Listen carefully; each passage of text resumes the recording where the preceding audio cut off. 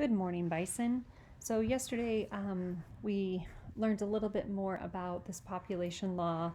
We also found out that Luke's father received a letter that he's not allowed to grow anything indoors, and also talked a little bit about pets and how they're not allowed to have pets anymore because it all boils down to having food. And also learning that now, because of this, there are even less babies being born in fear of the propaganda that the government has put out. So, chapter 22.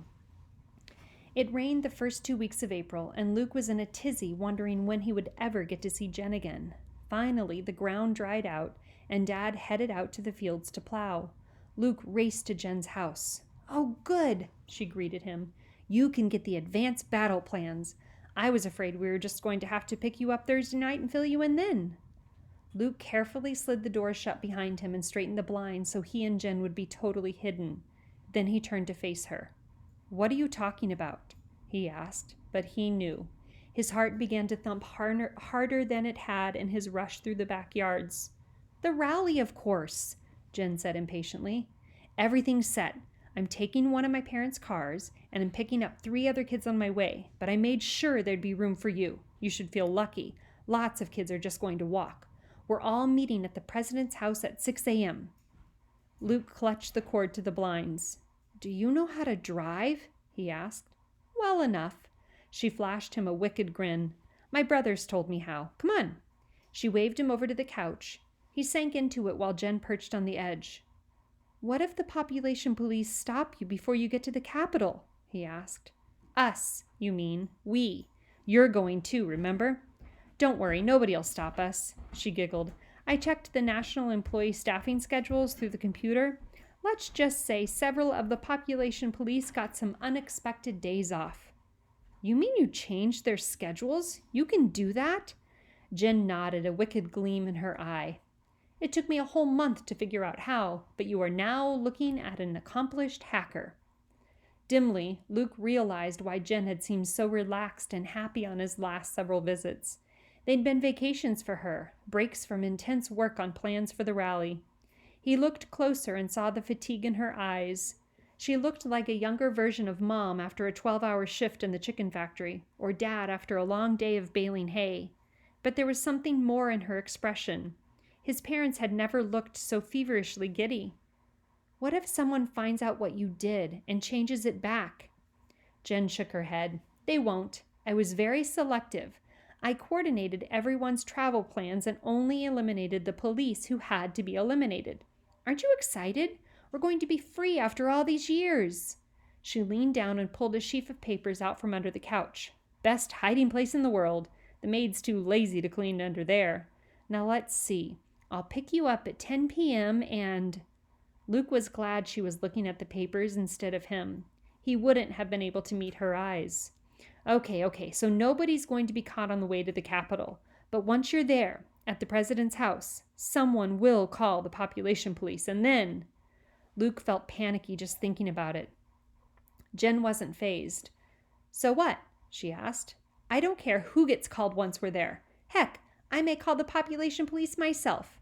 They're not going to do anything to a crowd of 1,000, especially not when lots of us are related to government officials. We'll make them listen to us. We're a revolution." Luke looked away.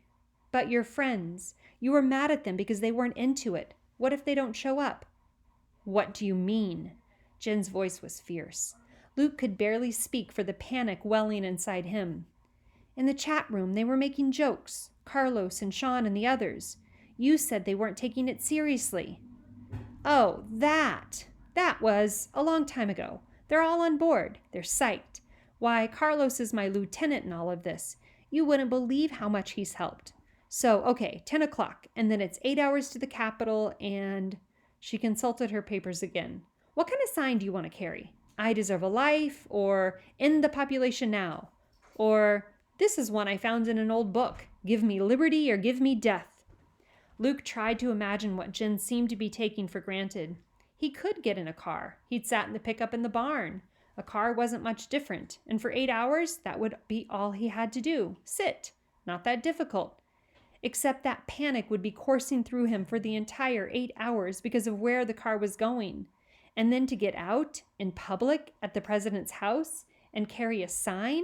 His imagination failed. He broke out in a cold sweat. Jen, he started. Yes? Jen waited. The silence between them seemed to be growing like a balloon. Luke struggled to speak. I can't go. Jen gaped at him. I can't, he said again weakly. Jen shook her head briskly. Yes, you can, she said. I know you're scared. Who isn't? But this is important. Do you want to hide all your life, or do you want to change history? Luke made a stab at humor. Isn't there another choice? Jen didn't laugh. She sprang from the couch. Another choice? Another choice? She paced, then jerked back to face Luke. Sure, you can be a coward and hope someone else changes the world for you. You can hide up in that attic of yours until someone knocks at your door and says, oh yeah, they freed the hidden. Want to come out? Is that what you want? Luke didn't answer. You've got to come, Luke, or you'll hate yourself the rest of your life.